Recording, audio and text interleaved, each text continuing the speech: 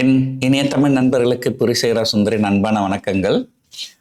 அடுத்த வாரம் பங்குச்சந்தைகள் எப்படி இருக்கணும் அப்படின்றத பற்றி பார்க்க போகிறோம். முதல்ல போன வாரம் என்ன நடந்தது அப்படின்னா, போன வாரம் ஒன்றும் நடக்கலை, வானத்துக்கும் பூமிக்கும் குதிச்சுது. முதல்ல போன ஞாயிற்றுக்கிழமை பட்ஜெட்டில் செக்யூரிட்டி டிரான்சாக்ஷன் டேக்ஸ் இன்க்ரீஸ் பண்ணிட்டாங்க. நிஃப்டி கிட்டத்தட்ட ஒரு 1000 புள்ளிகள் கீழே விழுந்தது.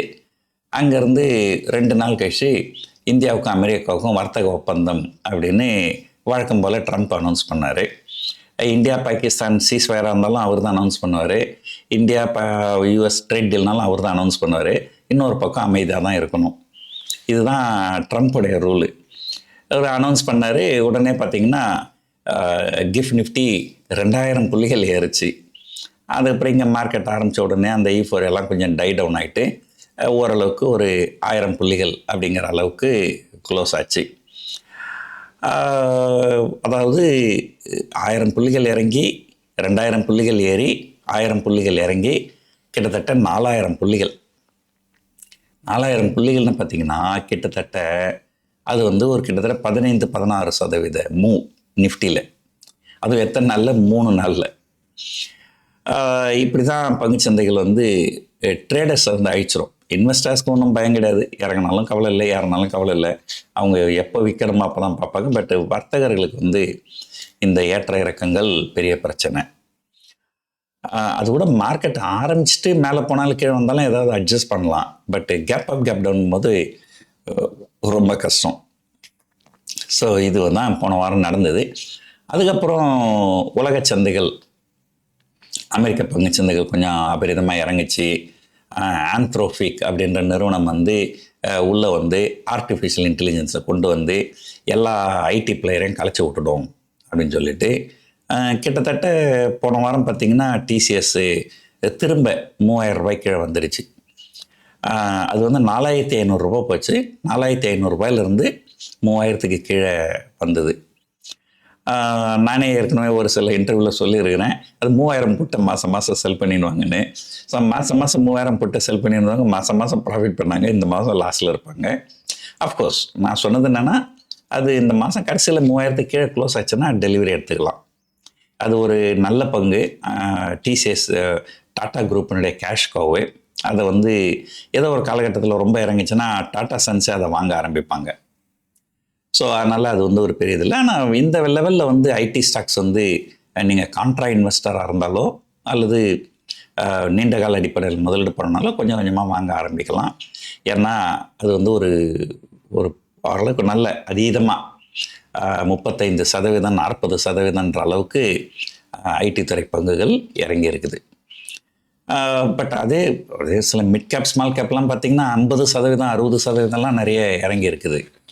இப்போது இந்த நிஃப்டி நீங்கள் ஓவராலாக பார்க்கும்போது தான் ஒரு ஆல் டைம் ஹை கிட்ட ட்ரேட் நடக்குது, ஓரளவுக்கு நல்லா இருக்கிற மாதிரி இருக்கிறத தவிர, நீங்கள் மிட் கேப் ஸ்மால் கேப்லாம் பார்த்தீங்கன்னா கதறுன்னு கதறுது. அப்படி தான் மிட் கேப் ஸ்மால் கேப்போட நிலைமை இருக்குது. பட் அது எப்பவுமே அப்படி தான் இருக்கும். ஏன்னா மிட் கேப் ஸ்மால் கேப்லாம் ஒரு கெட்ட செய்தி வந்தால் ரொம்ப அதீதமாக இறங்கும், ஒரு நல்ல செய்தி வந்தால் அதீதமாக ஏறும். அது எப்படி வேணாலும் பிஹேவ் பண்ணும். அதில் தான் அதெல்லாம் இந்த high risk high reward. So ரொம்ப ரிஸ்க் எடுக்கக்கூடிய கெப்பாசிட்டி இருந்தால் மட்டும்தான் மிட் கேப் ஸ்மால் கேப் பக்கம்லாம் போகணும். நான் ஏற்கனவே உங்களுக்கு ஒரு கதை சொல்லியிருப்பேன்னு நினைக்கிறேன். ஜோதி லேபரட்டரிஸ்னு ஒரு ஷேரு என்னுடைய நண்பர் சொன்னார்னு ஏதோ ஒரு 50,000 ரூபா கொடுத்து வாங்கினேன். 500 ரூபா போச்சுங்க, இப்போ 400 ரூபாய்க்கு வந்துருச்சு, நல்ல லெவலில் இருக்குது அப்படின்னா. நான் வாங்கும்போது 390ன்னு நினைக்கிறேன். அப்புறம் அங்கேருந்து 350க்கு வந்தது. சரி, இன்னொரு 50,000 கொடுத்து வாங்கினேன். அப்புறம் பார்த்தா 300 ரூபா வந்துடுச்சு. இதுக்கு மேலே நம்ம வாங்குகிற விலையை வச்சுக்க வேணாம் அப்படின்னு விட்டுட்டேன். ஒரு நாள் பார்த்தா 245 ரூபா வந்தது. அப்படின்ட்டு நான் என்ன பண்ணேன், இன்னொரு 1,00,000 ரூபா கொடுத்து, நான் 390 இருக்கும்போது 50,000க்கு வாங்கினேன். 360 இருக்கும்போது 350 இருக்கும்போது 50,000க்கு தான் வாங்கினேன். இப்போ 245 வந்த உடனே சரி 1,00,000 ரூபா கொடுத்து வாங்குவோம் அப்படின்னு வாங்கினேன். பார்த்தா இப்போ 240 ரூபாயில் இருக்குது. ஸோ இந்த மாதிரி ஒரு structural weakness mid gap small gap plus அந்த எஃப்எம்சிஜி செக்டரும் கிட்டத்தட்ட ஒரு 1.5 வருஷமாகவே ரொம்ப மோசமாக தான் பர்ஃபார்ம் பண்ணியிருக்கு. ஆனால் இதை பற்றி பேசும்போது இப்போ இதையும் சொல்லி ஆகணும். ஐடிசி அது கிட்டத்தட்ட ஒரு 500 ரூபா அப்படிங்கிற லெவலில் போயிட்டு இப்போ நல்லா இறங்கி இறங்கி கிட்டத்தட்ட 310 ரூபான்ற லெவலுக்கு வந்தது. அஃப்கோர்ஸ் அதில் வந்து ஐடிசி ஹோட்டல்ஸ்னு ஒரு ஷேர் ஃப்ரீயாக கொடுத்தாங்க. பட் அது 18 ரூபாய் என்னமோ தான் வேல்யூ. அதனால் அது ஒரு பெரிய விஷயம் கிடையாது. கிட்டத்தட்ட அது வந்து ஒரு 40% இறங்கி இருக்குது அப்படின்னு தான் சொல்லணும். இந்த டொபாக்கோ டேக்ஸஸ்லாம் போட்டாங்க. இப்போது நேற்று என்னாச்சுன்னா திடீர்னு அந்த சிகரெட் கம்பெனிகள்லாம் காட்ஃப்ரே பிலிப்ஸ், அது நம்ம ஒன்றும் ஷேக்ஸ்பியர் கிடையாது. நம்ம அது சிலர் வந்து காட்ஃப்ரே பிலிப்ஸ்ன்றாங்க, சிலர் வந்து ஜெஃப்ரி பிலிப்ஸ்ன்றாங்க. அது எது சரியான ப்ரொனவுன்சேஷன் நமக்கு தெரியாது. ஏதோ ஒன்று, நமக்கு சிகரெட்டும் பிடிக்காது, சிகரெட் கம்பெனியும் பிடிக்காது. அதனால் அது பேர் எப்படி இருந்தால் என்ன அப்படின்னு விட்டுற வேண்டியது தான். ஆனால் ஐடிசி வந்து அது வந்து சிகரெட் பிளே மட்டும் கிடையாது. ஐடிசி வந்து எஃப்எம்சிஜி இருக்குது, ஹோட்டல்ஸ். இப்போ தான் வந்து ஹோட்டல்ஸ் வந்து தனியாக பிரிச்சிட்டாங்க. பட் அதில் நிறைய எஃப்எம்சிஜிலாம் இருக்குதுன்றதுனால ஐடிசி வந்து நிறைய பேர் விரும்பி வாங்குவாங்க. அதுவும் இல்லாமல் அதில் ஒரு நல்ல டிவிடெண்ட் ஈல்டு இருக்கும். ஸோ அப்போ வந்து இப்போது ஒரு கிட்டத்தட்ட பாட்டம் அவுட் ஆகிட்டு இப்போது நேற்று வந்து ஒரு நல்ல ரெக்கவரி, கிட்டத்தட்ட ஒரு 5% ரெக்கவரி காமிச்சிருக்கிறாங்க. ஸோ நீண்ட கால அடிப்படையில் ஒரு ஸ்டாக்கு நல்ல ஹை டிவிடெண்ட் ஈல்டு ஸ்டாக்கு. ஆனால் ஒன்று தெரிஞ்சுங்க, எந்த ஸ்டாக்கு ஹை டிவிடெண்ட் ஈல்டு கொடுக்குதோ அந்த ஸ்டாக்கு பெருசாக கேபிட்டல் கெயினும் கொடுக்காது. ஏன்னா ஒரு அடிப்படையில் ஒரு விஷயம் புரிஞ்சுக்கணும். நீங்கள் ஒரு நிறுவனம் ஒரு லாபம் சம்பாதிக்கிறாங்க, ஆனால் அவங்களுக்கு வந்து அந்த நிறுவனத்தை எக்ஸ்பேண்ட் பண்ணுறதுக்கு நிறைய பணம் தேவைப்படுது. அதுக்காக போய் கடன் வாங்குவாங்க.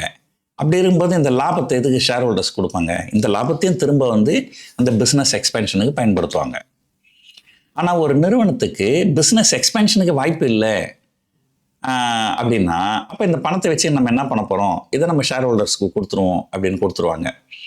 அதனால் பொதுவான ஒரு விதி என்னென்னா, எந்த நிறுவனங்கள் அதிகமாக டிவிடெண்ட் கொடுக்குறாங்களோ அந்த நிறுவனங்கள் வந்து பெருசாக வந்து எக்ஸ்பேண்ட் பண்ணுறதுக்கு வாய்ப்பு இருக்காது.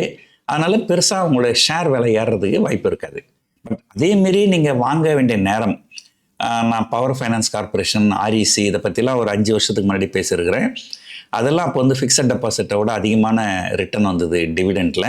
ஆனால் அது எல்லாமே 5 மடங்கு 6 மடங்கு ஏறிச்சு. பட் அது என்னென்னா, இந்த டிஸ்காம்க்கெலாம் வந்து கவர்மெண்ட்லாம் நிறைய, சென்ட்ரல் கவர்மெண்ட்டில் நிறையலாம் பண்ணாங்க. அது வந்து அவங்களுக்கு ஒரு பெரிய பெனிஃபிட் ஆகிடுச்சு. ஸோ அதனால் அந்த ஷேர்லாம் வந்து கண் தாறுமாறாக ஏறிச்சு.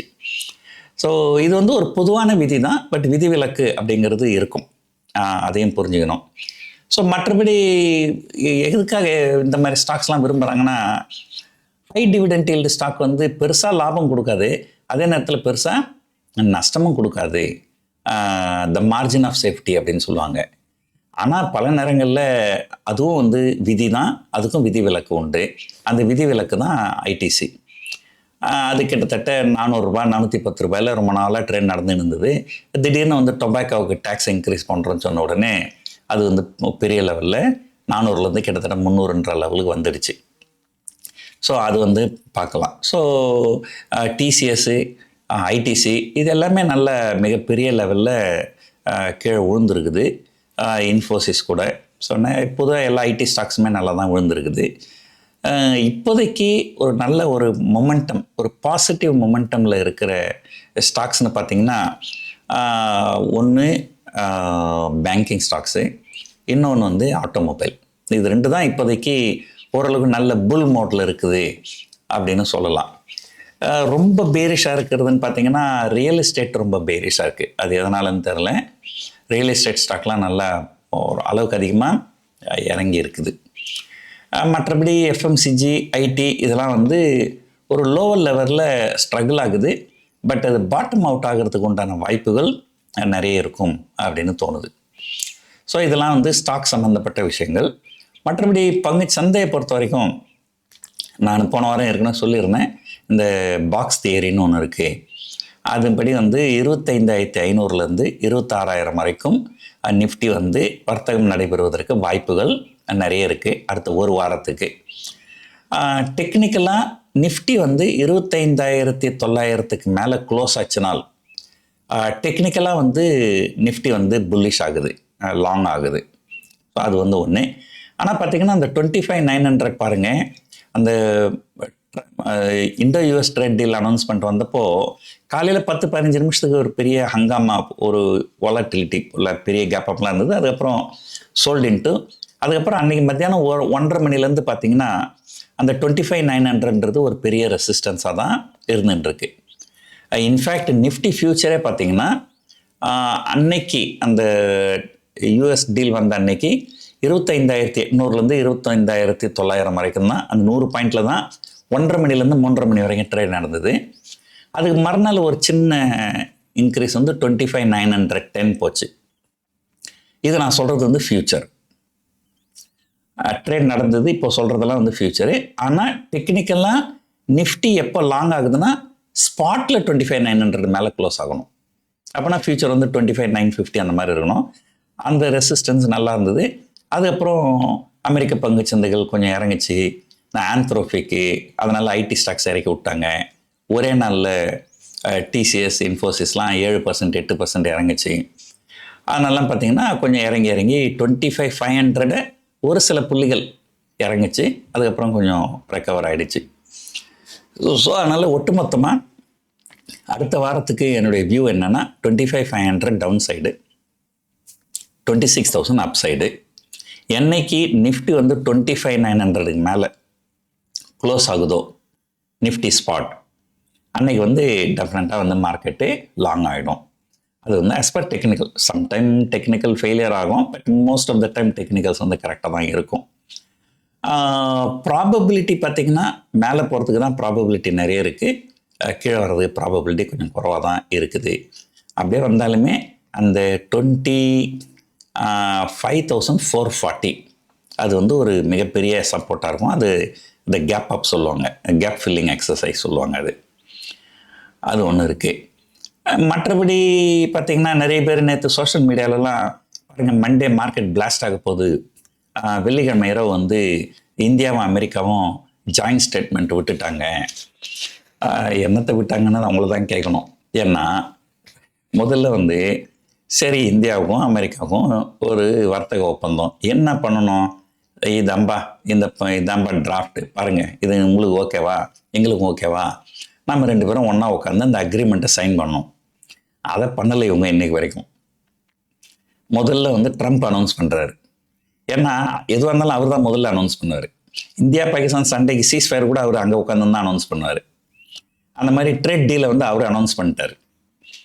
உடனே இங்கே 2,000 புள்ளிகள் கிஃப்ட் நிஃப்டி ஏறி போச்சு. அது பெரிய கலாட்டா நடந்தது. அதுக்கப்புறம் பார்த்தீங்கன்னா பலூன் ஊசி எடுத்து குத்தின மாதிரி எல்லாம் பஞ்சர் ஆகி எல்லாம் கீழே வந்துடுச்சு. கீழே வந்து கிட்டத்தட்ட அந்த பட்ஜெட் டே ஹைக்கு கிட்ட வந்துட்டாங்க. அதுக்கப்புறம் என்ன சொன்னாங்க இந்திய தரப்புலேருந்து, இல்லை ட்ரம்ப் வந்து அனௌன்ஸ் பண்ணிக்கிறார், அவ்வளோதான். இதுக்கு அடுத்த சில தினங்களில் இந்தியாவும் அமெரிக்காவும் ஒரு ஜாயிண்ட் ஸ்டேட்மெண்ட் விடுவாங்க.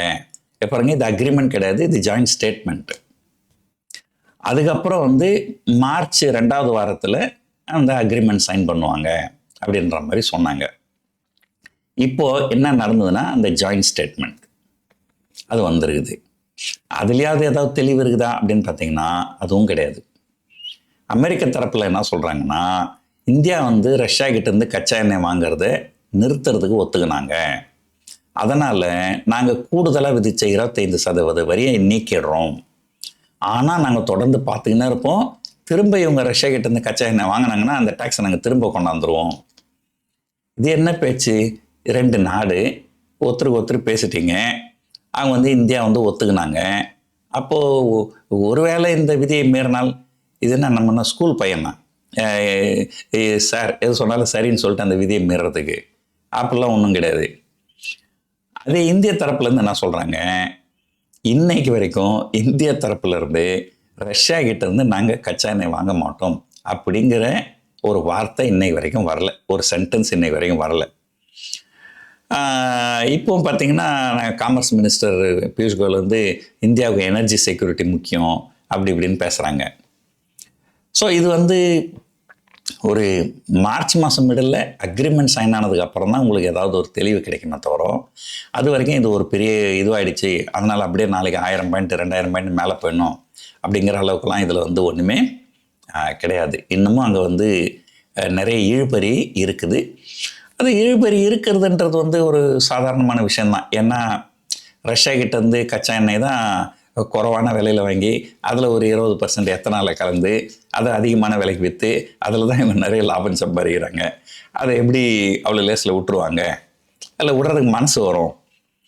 அது வந்து ஒன்று. இன்னொன்று பார்த்தீங்கன்னா விவசாயிகளுக்கு எதிராக எது செஞ்சிங்கனாலுமே அது அரசியல் லெவலில் உங்களுக்கு பாதிப்பை ஏற்படுத்தும். இப்போ அமெரிக்கா என்ன சொல்கிறாங்க, அவங்களுடைய விவசாய பொருட்களுக்கு வந்து இந்தியாவில் 0% வரி தான் விதிக்கணும் அப்படின்றாங்க.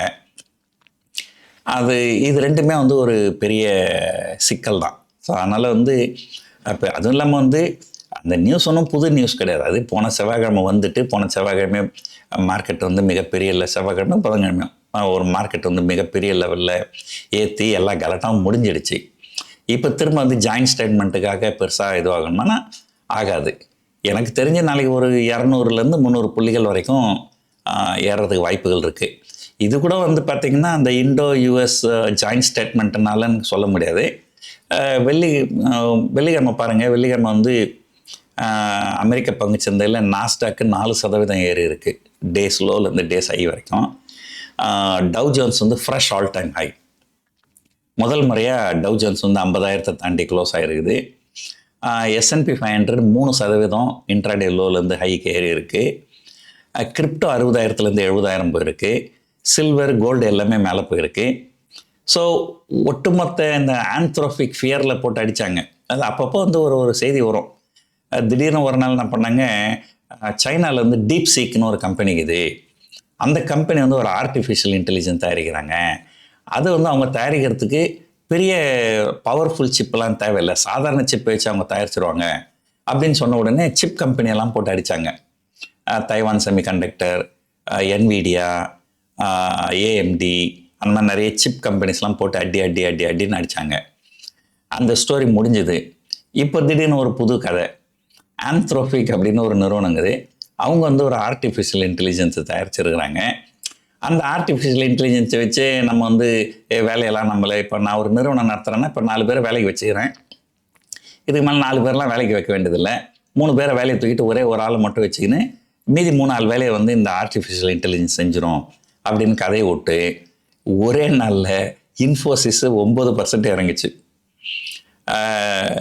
டிசிஎஸ் 6-7%. அதெல்லாம் ஏற்கனவே ரொம்ப லோ லெவலில் இருக்குது. அங்கேருந்து போட்டு அடின்னு அடித்து எல்லா ஐடி ஸ்டாக்ஸும் அடித்து ஒரு கலடா பண்ணி